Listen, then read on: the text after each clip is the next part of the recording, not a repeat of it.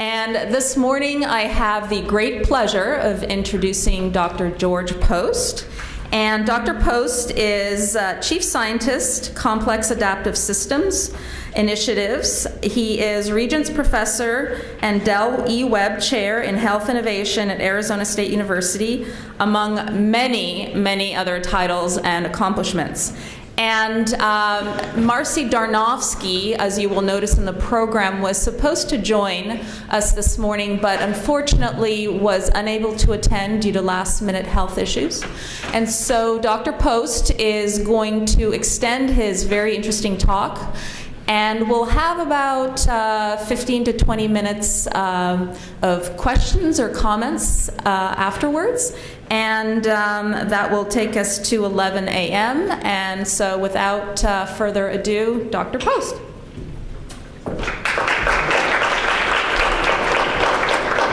Thank you, Yvonne, and good morning, everyone. So with, unfortunately, Marcy's absence, it was actually a relatively easy task to expand the talk because, as you're very much aware, this is a topic that could be a 3-day symposium in its own right, or at least the synthetic biology dimension of this. Since, like most people in biomedicine, I'm afflicted with PowerPointitis, so these do come fairly quickly. I'm always interested in the cultural differences between different disciplines as to the frequency with which they use PowerPoints, and biomedicine is probably the most afflicted with that malignancy. But the second line there, CASI.asu.edu, the slides are as of 9 a.m. on that website if it is helpful to you.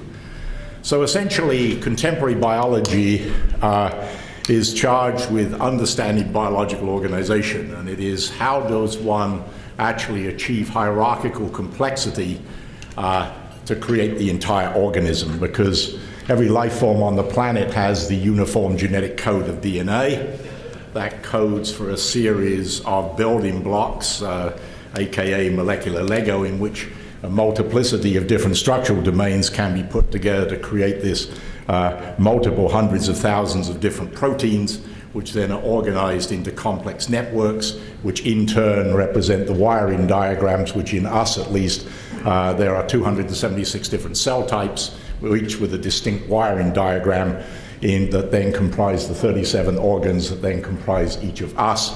And clearly every life form on the planet has its own network of wiring diagrams. So contemporary synthetic biology is really about digital biology, which I'll get back to in a moment, because DNA is in fact a digital code. And so how can one leverage that digital code to construct new functions? So the first is to reprogram existing biological systems to give rise to new functions of interest. The second, and more dramatic of course, is to assemble entirely new functions and organisms based upon the rule sets that give rise to that hierarchical levels of biological order, to create what we refer to as expanding the dimension of explored biospace, for which there's been no, to the best of our knowledge, no known evolutionary counterpart. And of course, we're also on the threshold of combining biology with mechanical systems, so the biotic-abiotic union, and then also within this are such terms as directed evolution and accelerated evolution, whether it be at the level of individual molecular components in which one can design with much faster speed to test their functional fitness, but obviously that, when extended to organisms, has even more profound implications.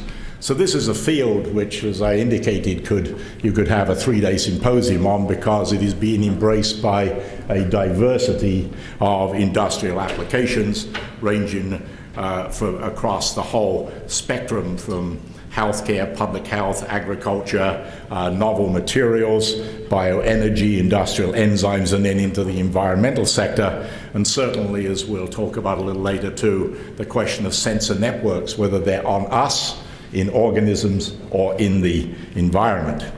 And it also has a linkage to the development of 3D programming systems on the top two columns there for our colleagues in the physical and materials science, 3D manufacturing, but many elements of that can now be extrapolated into the biological domain when one can create the scaffolds using these abiotic systems onto which we then seed cells, whether natural cells or modified cells, for the construction of more complex biological structures. And this, of course, is the foundation for so-called regenerative medicine, very much a futuristic dimension, in my opinion, at least a 25-year horizon before we get to the equivalent at the bottom there of going to the paint store, whereby you can mix particulates to get your particular color of puce that you may be interested in. But the ability to squirt cells in the same way that we do with inkjet printers at very high speeds of up to 200,000 cells per minute to be able to assemble into different three-dimensional structures is essentially the prototype technology that underpins that. And of course, one of the biggest investors now in this, in terms of fundamental research, is the Defense Advanced Research Project Administration, otherwise known as DARPA, through such programs as the Living Foundries, the SciAps program, and so forth. Some of the less inspiring commercial applications are shown here, the creation of the Chinese mini pigs, and of course for those who collect koi, I gather that there are hundreds of thousands of dollars paid for exotic coloration. That, of course, is now being transcended to render koi coloration a commodity market, but I still put it in the less inspired sequence, and I would also put this in the less inspired sequence. Namely the question of now growing, not having to then cultivate farm animals, but basically real cow and pig cells being put together to produce the meatball, but at the current cost of $18,000 per pound of beef. So presumably only hedge fund managers and those who live in Silicon Valley could afford it at that price. And then, of course, you have the most extreme suggestions of all, namely de-extinction, whether it be the woolly mammoth, the passenger pigeon, and so forth. But for the purposes of inclusiveness, I put such esoteric issues on the table. But returning to a more fundamental level, it is clearly a technology which is moving extremely fast. It's attracting major strategic investments from national governments, the UK, the US, and of course, predictably China, rapid growth in corporate investment. And it's also a set of technologies, and hence the title, which we'll get to in depth, dual use, namely that the same information can be used for beneficent purposes as well as applications in national security and military applications. And of course, as we'll get to at the end, this also now makes many elements of the lurking spectre of eugenics real. And of course, public fear fits into many facets of this, that this is manipulation of living systems, therefore it is unnatural. That's the secular dimension. The theological dimension would be playing God, and either way, both would combine to say that science is starting to be hubristic. What are the risks from accidents and errors with this technology? How will it be used for military advantage and or terrorism, particularly by non-state actors? And then back to modification of the germline in terms of eugenics, and then of course the very legitimate issues of who will have access to this and how will that be based on principles of social equity, discrimination avoided, and of course the other element as we begin to combine biological and mechanical systems, the distinction between the life-machine interface changes. So dual research use, as you're certainly aware, is the generation of knowledge that can be used for either beneficent or maleficent purposes. Traditionally, that has always been that the civilian applications were beneficent and that military applications and terrorism uses were the flip side. That was the Janus side of this in terms of inappropriate use. However, I think what I'm going to show you, and many of you are already familiar with, that many of these new genetic technologies actually expand into the civilian sector, very legitimate issues for society to consider as to whether those are in fact desirable trajectories for the technology. And the term has been adopted, dual use research of concern. It has primarily come in relation to manipulation of pathogenic microorganisms, but it's also that the suffix of concern tends to portray something which is more imminent. There are a whole series of theoretical scenarios that can be defined in relation to synthetic biology, but dual-use research of concern is at least those facets of the dementia of the discipline that may seem to be more imminent. And of course, it's been fueled by such issues as starting in the early part of the 21st century, where scientists in Australia played with the near relative of smallpox. Smallpox is shown there, the first disease to be eradicated from the planet, but a near relative of that to combine it with a molecule interleukin-4 that modified the immune system of the animal to allow this virus to run rampant within it. Polio, the complete synthesis of poliovirus de novo from genetic code, carried out at Stony Brook, a myopic experiment, elegant chemistry, but has totally required us now to continue poliovirus immunization in perpetuity. Polio was due to be the second disease to be wiped out after smallpox. We can no longer do that because in the public domain is the complete capacity to synthesize polio and its virulent variants, and then more recently the so-called GOF, or gain of function virulence studies that took place after the arrival of H1N1, the Mexican flu in 2009, in terms of what is the legitimacy of actually exploring how to make a bug more virulent. And then we've got other areas, of course, which we will explore in more depth in a moment, the ability to complete synthetic genomes, the type of work pioneered by Craig Venter, and now in the most contemporary form, the so-called gene editing with CRISPR-Cas, but that is only one of several tools, but that's the one you probably read about a lot. And then, of course, genomes are becoming digital. So starting with pathogenic microorganisms, where most of the focus has been, the issues are pretty obvious. What are the sources of concern?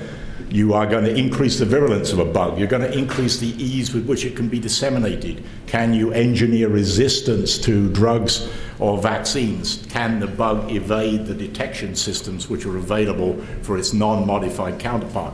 Can you screw up the immunity of the target organism, particularly us?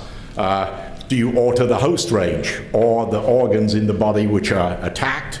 And how far can you reconstitute eradicated or extinct agents? And then, of course, the issue of adding to this difficult brew the complete de novo design of synthetic organisms that possess those traits rather than just modifying pathogenic organisms that we know about. And of course, here's a classic example of dual use. This is the use of viruses to kill tumor cells, oncolysis. So these viruses are designed to hone in on cancer cells and selectively kill them, but the only way they can do that is that they're stealthy because they've been designed for beneficent purposes to completely evade the immune system of the host. So here's a classic example of how the same information could be usurped for a less than generous function.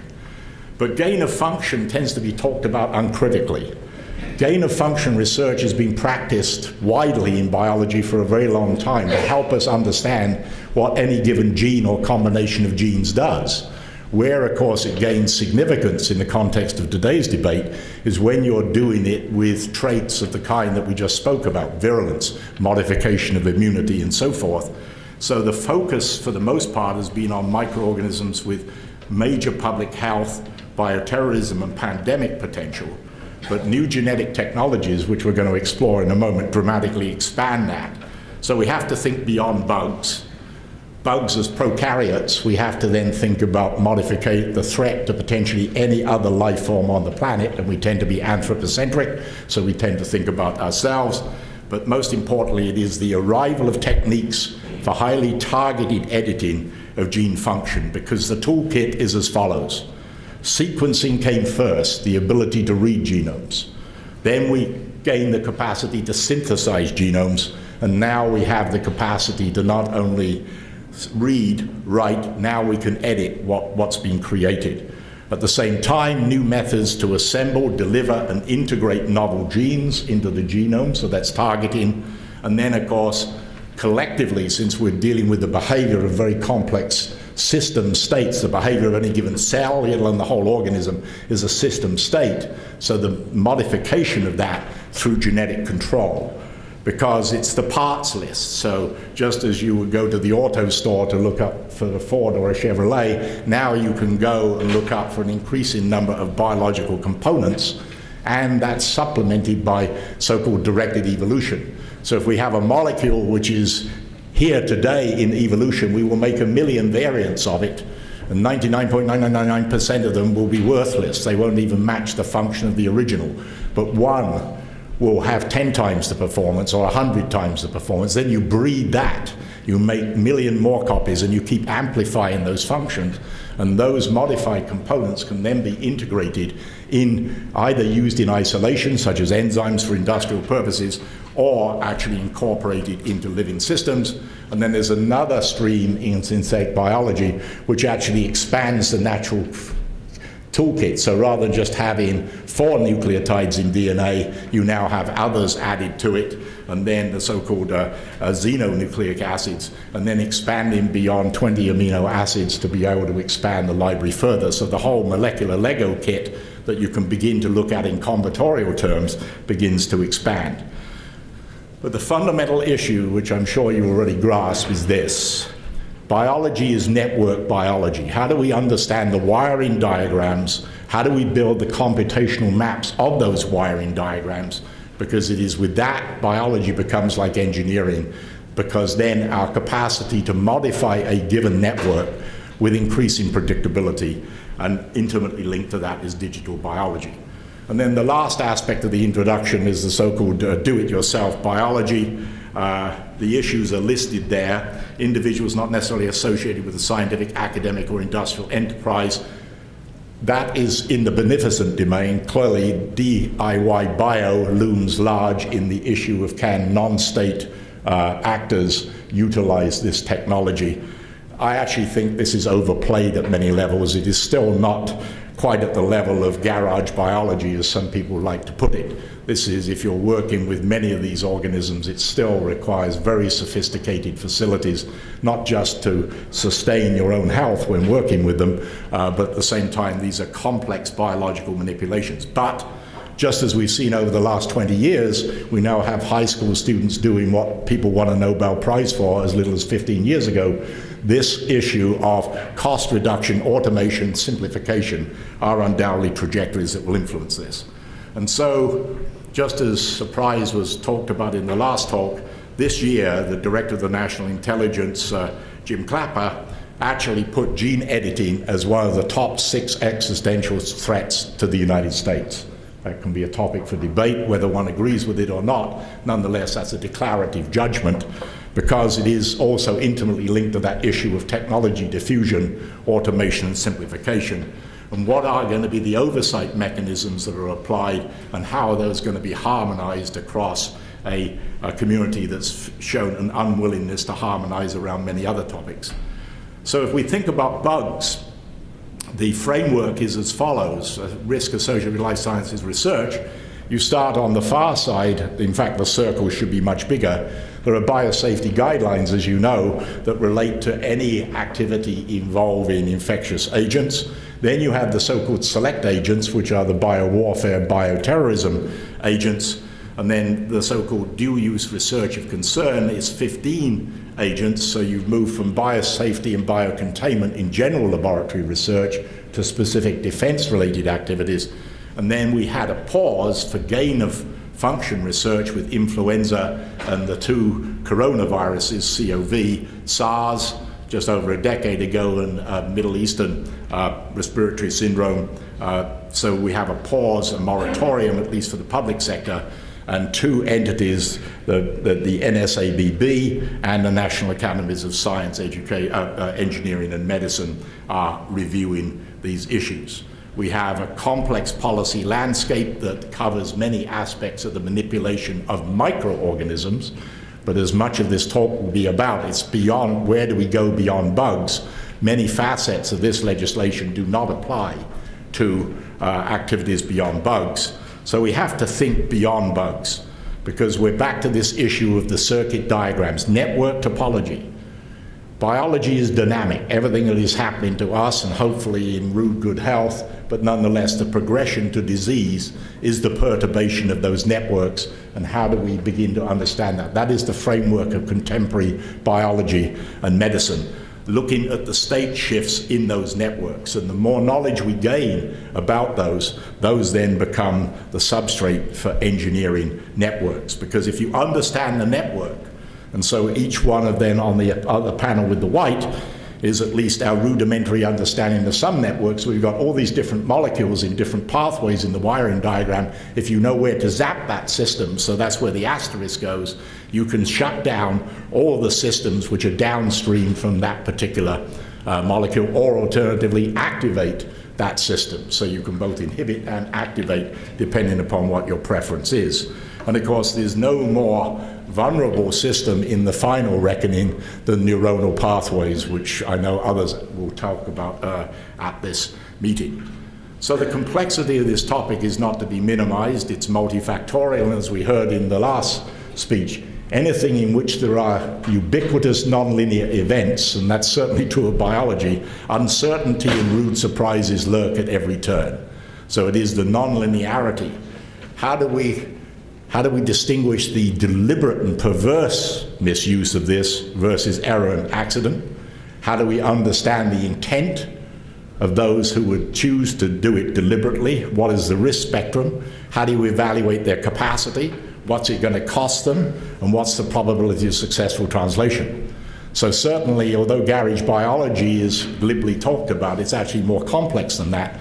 But it is not the same as building an Iranian nuclear plant, which requires a huge footprint, huge capital expenditures. You can, in fact, conduct this in sophisticated laboratories quite readily. One only has to look at the deception of the former Soviet Union under the Biopreparata program, in which they hid, despite being signatories to the Biological Weapons Convention, they hid a huge biological program within their conventional pharmaceutical program.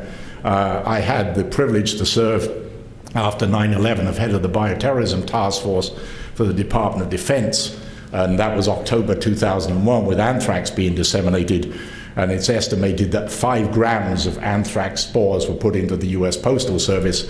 We know that the Soviet Union was producing at least 20,000 tons of anthrax spores, so there's your comparator, and we still don't know where it is. So the question of deception certainly has to be considered in this as a critical factor. So all of this raises the 3 R's: risk, regulation, and responsibility. There's no shortage of reports on this. The latest, of course, is the safety of genetically engineered foods, which the National Academy just released.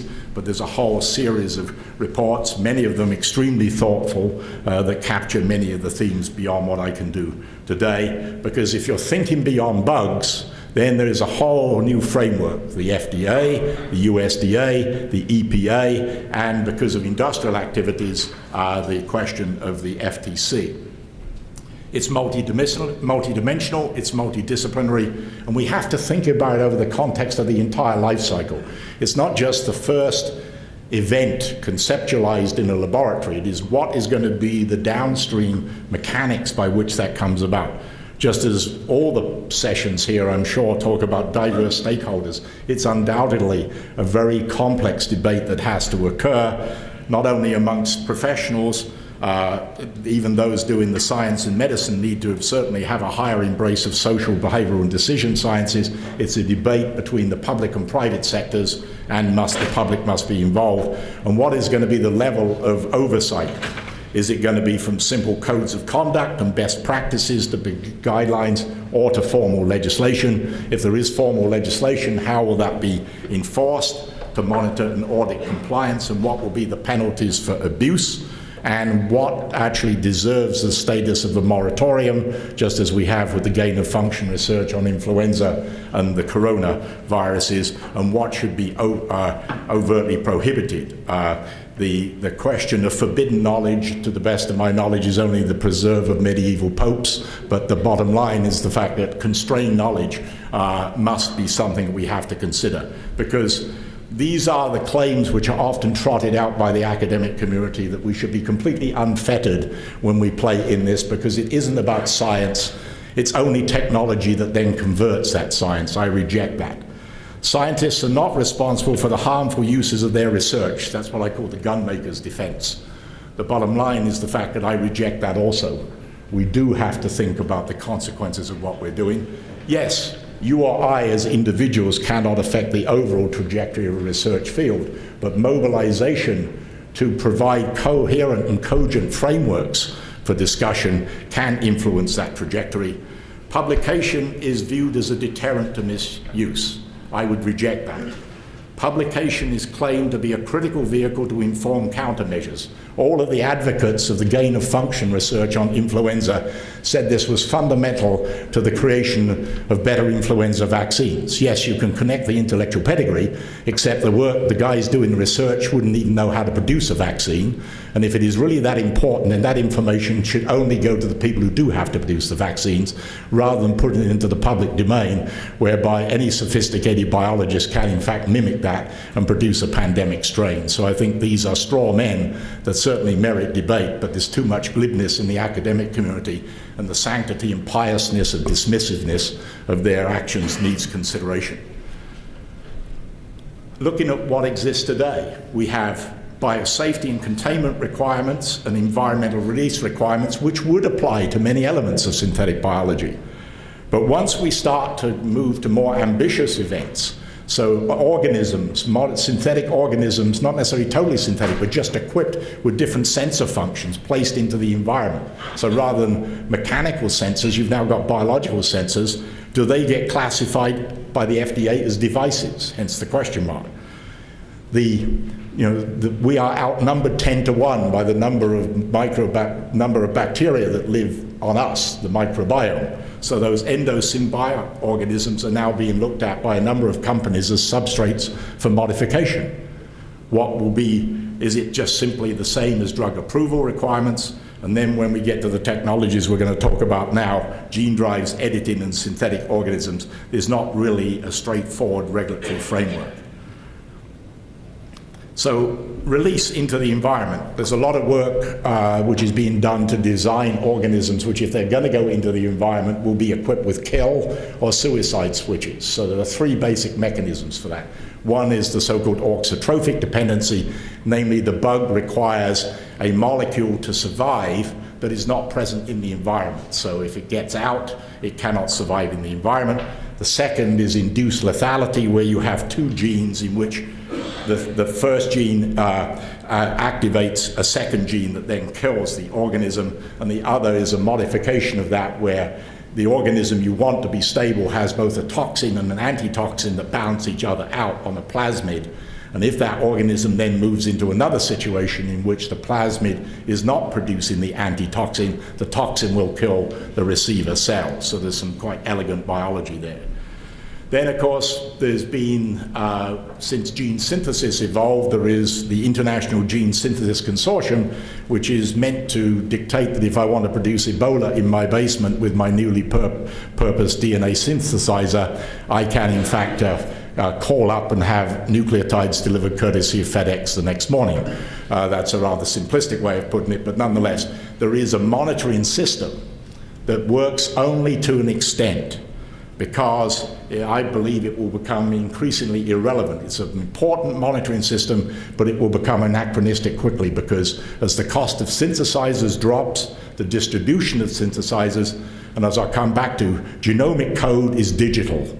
So I can send it here from Tempe to the other side of the globe as a digital code and have someone make it on the other side of the globe as a simple consequence of that. And now any gene becomes a target. So all of this looks at the genes of nasty pathogenic organisms, but if you're going to have to start screening against literally any gene target in the body, it becomes logistically impossible.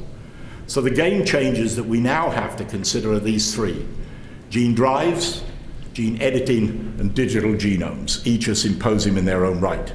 Gene drives are the system whereby you insert into a genome a so-called endonuclease that, for the gene that you want, which is on one chromosome, normally you have two alleles such that you've got a 50% probability of the allele you don't want being transmitted. But if you can convert an organism to have both alleles the same, the so-called gene drive, then you increase the rapid penetrance. And one of the areas where this is being explored, of course, is the prototype experiments with the release of genetic gene drive modified mosquitoes for the control of Zika in Brazil, and the controversy as to whether these should be released in Florida is shown there. Again, much could be said about that, but I want to focus on what is going to be a much more ubiquitous technique, which is the so-called CRISPR-Cas, or precision genome medicine, because this is a fascinating juxtaposition of taking biology that evolved 3 to 4 billion years ago to enable us to really edit any gene in any species. So the reason it evolved at that point is the fact that the most ubiquitous life form on the planet are viral phages which attack bacteria. And so basically, bacteria in the constant Darwinian dimension, bacteria evolved vehicles for when these phages squirted their DNA in and wanted to integrate the phage DNA into the DNA of the bacterium. The CRISPRCas system evolved in evolution to zip along the DNA of the bacterium, say, aha, viral DNA, and cut it out. What has now happened is that 21st century biology has actually found a way of usurping that very primitive system to basically combine that cutting enzyme that cuts out the nucleic acid by giving it a so-called guide RNA that will permit you, if you know the sequence of the gene you want to go after, you create a guide RNA that hybridizes to that particular gene, and then the Cas cuts out that particular gene. And then there are other variants of the Cas which permit you to shut down that gene or activate it at some subsequent time. And as the recent cover of Nature shows, it's everything from bees to pigs and perhaps the resurrection of the mammoth, but we won't go that far. But rapid growth. This is now a very rapid growth industry. I could show several slides of this kind, but basically I can call up and say, I want to modify the following gene, please give me the reagents, and again, courtesy of FedEx or UPS, they're here the next day. This is an unreadable chart, but I show it to you merely to demonstrate how fast this is moving into an area of beneficence, such as healthcare. Massive applications of this technology across wide ranges of therapeutic application in multiple therapeutic areas. Then, of course, experiments underway that evolution has dictated that the African species of the warthog is resistant to African swine fever, a major problem for hog farms in the United States. Now experiments underway to move the genes from those feral pigs into the domestic hog population. Experiments have done knocking out up to 60 different genes in pig organs to basically move us towards a situation not yet realized. So this isn't reality. The 60 genes being deleted is reality, but it is the whole question of can you in fact then create organs in pigs, given the shortage of human organs that can in fact be moved. And of course this has now moved also into higher level functions such as modification of particular cognitive and sensory functions in animals. So dramatic expansion. Anything that's got DNA in it is potentially amenable to gene editing. And the advocacy that's now being argued is the fact that the type of regulation we've had for genetically modified organisms in the past, which is based upon transgenic technology, because these systems are, as said, naturally occurring gene modifications, and the genes can be localized with absolute spatial precision, that is a very more elegant technique that should be exempted from the type of regulation. I think that's a very dubious debate, but nonetheless, that is the advocacy that is ongoing. And of course, it then brings us to the cusp of the most challenging issue of all, editing of humans.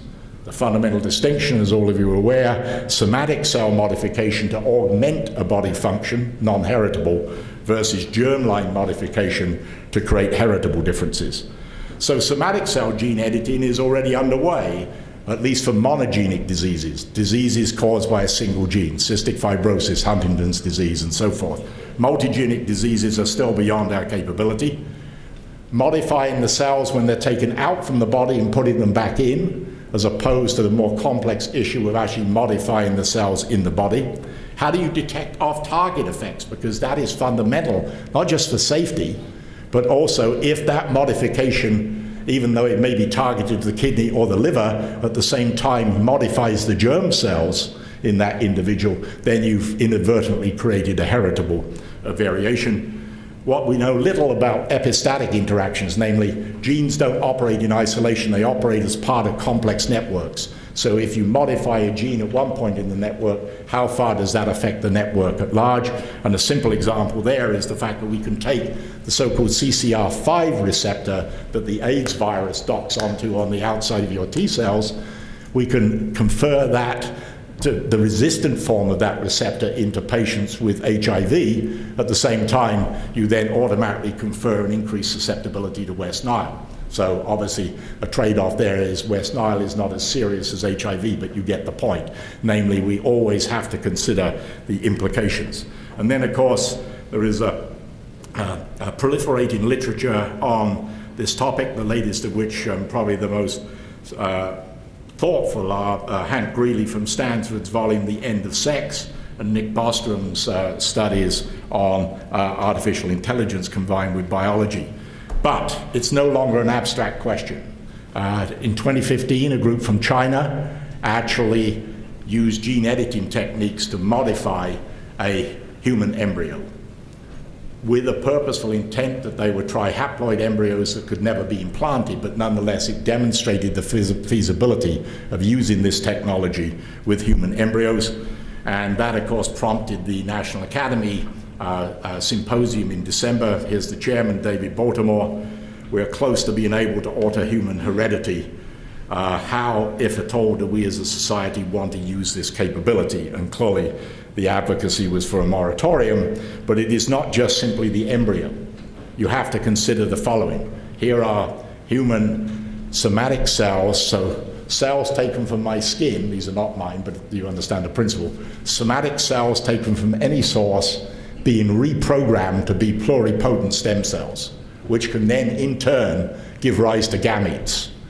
So the question is taking a cell from any one of us, converting that to induce pluripotent stem cells, and those stem cells then giving rise to sperm or ova. That, of course, then alters the discourse as well. The first approval for the utilization of gene therapy in the embryo has taken place in the United Kingdom, as many of you know. February of this year, the Fertilization Embryology Authority gave approval for a case-by-case assessment of so-called mitochondrial replacement therapy.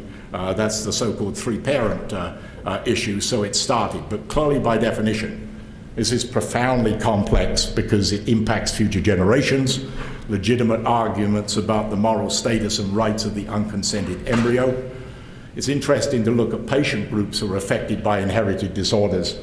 Completely polar responses. Yes, I or my kids are affected by it. If you can change it, do it. Others take a much more sober and reflective view of some of the issues, complexities we talked about today. But the clear question is social justice, equity, and coercion. What are going to be the economic forces? And most importantly, who decides? Medical tourism already exists. We have offshore surrogate mothers, stem cell transplants, and organ transplants. Aren't these just a market precursor that even if we shut it down here or somewhere else, there will in fact be undoubtedly a market for customized gene-edited human embryos? So we, of course, start in this great nation with the Jeffersonian principle of what principles do we hold as self-evident. In this modern era, we have to begin to ask as what genetic rights do we now hold and see as self-evident? Because it is this journey to the Anthropocene, and several others have talked about it at this meeting. But to deny the fact that we haven't been modifying human beings is nonsensical. We've been modifying human beings on every single opportunity we can in order to mitigate the Hobbesian, nasty, brutish, and short life that we would otherwise endure in literally every other vehicle by which we can make for life being more comfortable, particularly in the technological and economic cocoon that we're affording in life in the G20. And these are just some advances that would otherwise disappear from the gene pool if it wasn't for these types of interventions. The arguments are well known: playing God, altering the natural balance, subversion of human dignity and commodification, disruption and destruction of qualities that render us human, the access, discrimination, and fragmentation of the species, and unknown, genuinely unknown and unintended consequences. And the opposite, of course, being, for those of us in biomedicine, seeing the opportunity to limit human suffering but I would also argue that this is part of the intellectual human drive in the Promethean quest for new knowledge. There's never been a technology that can modify human beings that hasn't been adopted or used for military advantage, so we have to think about that. And it is the question of who decides, what is selected, who is selected, and who has access, obvious questions. And then, of course, we don't help ourselves when you see headlines like this coming from the meeting at Harvard a couple of weeks ago, secret meeting. Scientists talk privately about creating a synthetic human genome. And this is the New York Times, not the National Enquirer. I mean, but we do not help ourselves when this type of seemingly covert activity goes on. But this is getting to be big biology. This is a DNA sequencing capability. Just look at the number of machines which are there and the number of DNA sequences. This is just human, not other species which are also being sequenced. It's doubling every 9 to 12 months. This is not an advertisement for Illumina, but they are in fact the foremost machine gene sequencers. Their new X10 machine, which costs about $1 million, can do 18,000 genomes a year. So if you go back to look at facilities like this, you can see the capital cost which is required and growth in data, because that's where we come to. Because genome sequences are digital. Knowing any given genome sequence, I can then transmit that. We recently did an experiment for the construction of a synthetic virus whereby genomic code was transmitted to a plane that had a DNA sequencer on it, and when it arrived at the other part of the globe, there the actual sequence had been created. So I think you can begin to see this. But most importantly, there are now prototype instruments being developed. So previously we had a machine that sequenced and a machine that synthesized. Now what we have are machines which are being developed that take a gene sequence, digitize it, create the gene from that digital code, then in turn creates messenger RNA from that codes for the protein, and all of that is done automatically within the same machine. But what that then means is that we've uncoupled knowledge of the source code, mainly DNA, from where it will actually be produced. And of course, the whole issue in contemporary technology is V1, V2, Vn, and so it may be fuzzy in V1 with many imperfections, but then V2 becomes more precise, V3 becomes even more precise. But we stay within this final element of the fact that this is going to be big biology and big data. So we're already headed towards the zettabyte era, 10 to the 21, and having to integrate very large-scale data sets. It's transcending our capacity as human beings. The diversity of this data, the volume of this data, the variety of this data limits our sensory capacities, it limits our interpretational capacities, and it then leads us to the whole issue then, which has come up a couple of times. As we begin to build these wiring diagrams, it becomes automated robotic assembly of these large scale, and we will only be able to deal with that scale as a consequence of advanced computing and machine intelligence. And I would also submit, ladies and gentlemen, we are on the cusp of digital Darwinism, not just at the level of the selection of the biological systems, the enterprises that will survive, and that includes universities. Universities incapable of, if they want to stay in the life sciences, who cannot accommodate this type of scale, this type of complexity, will perish. This is not a cottage industry. This is a large-scale industrial activity which is now invading every aspect, and institutions unable to access and analyze large data will suffer a Malthusian cognitive starvation and relegation to competitive irrelevance. But once you've got that data, then you've got to keep it secure, and that's far from straightforward. It isn't just think about human genome sequences or the sequences to a pathogenic organism, take your pick, or anything in between. That data is valuable to someone, therefore it's an attraction for theft. Data corruption. Do you want your DNA sequence to be corrupted by a hacker if that's in fact going to be something that is of biomedical value to you? What is the intellectual property domain here? Who owns your data? Who owns your genome and my genome? And most importantly, genomic code becomes a target for whatever nefarious purpose you want. So in short, we have digital biology, colloquially known as IT, the construction of something, whether an individual subcellular function or an intact organism, it from bits. Clearly, for pathogenic organisms, the concern is engineered virulence, de novo synthesis of organisms, but overwhelmingly this comes down to the question of contemporary biology is mapping the circuit diagrams of living life forms. And with that knowledge comes the ability to make increasingly predictive and accurate interventions in modifying that wiring diagram. I've given just a few examples, but obviously pick whatever organ system you want in human beings, but undoubtedly the modification of sensory, motor, or cognitive functions carries profound implications. And accelerating technological diffusion dictates that we are certainly not alone, and the largest genome sequencing capability in the world is the Beijing Genome Institute, and I add above that the BGI College, because that's well worth checking out, because if you want to think about what we are doing in the United States or in the G20 relative to the education which the Chinese are committing their undergraduates to, we fall far second. So in short, gene editing and gene drives as the latest technologies to come into this spectrum of synthetic biology genuinely, in my opinion, represent an inflection point in our capability to modify genomes. It is outpacing risk-benefit frameworks and oversight that was developed for a different category of genetic modification, namely transgenics. And the other issue is the fact that most of the applications of genetic engineering previously have been largely focused on containment. These new technologies are primarily dedicated and aspiring to be widespread and to be disseminated. So as in most elements of this, it is a very broad menu.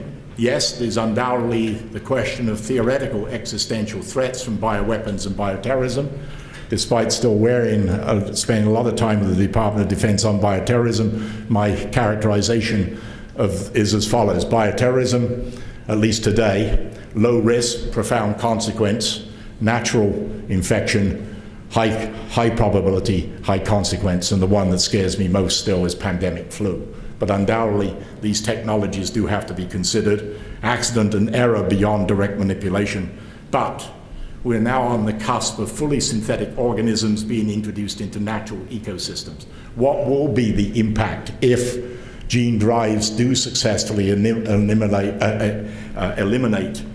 species of mosquito? It seems to have a superficial appeal, but I can't answer that in terms of what eco-void will be created as a consequence of that perturbation. And clearly, as we've even done a superficial surf on today, human germline modification and eugenics is a profoundly important subject that requires the most detailed scrutiny.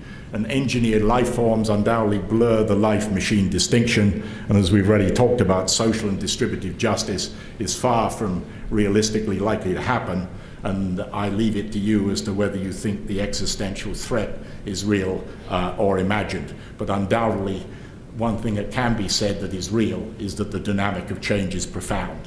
And in all these things, we will have to seek balance. What is the balance between risk and benefit, between safety and security, the hierarchical, the same issue of top-down that came up in the last session, top-down versus bottom-up. What should be the codes of conduct which are embedded in undergraduate education and in the research community? What should be the frameworks for guidelines, moving up then the level of control through regulation and prohibition? What elements should be truly prohibited?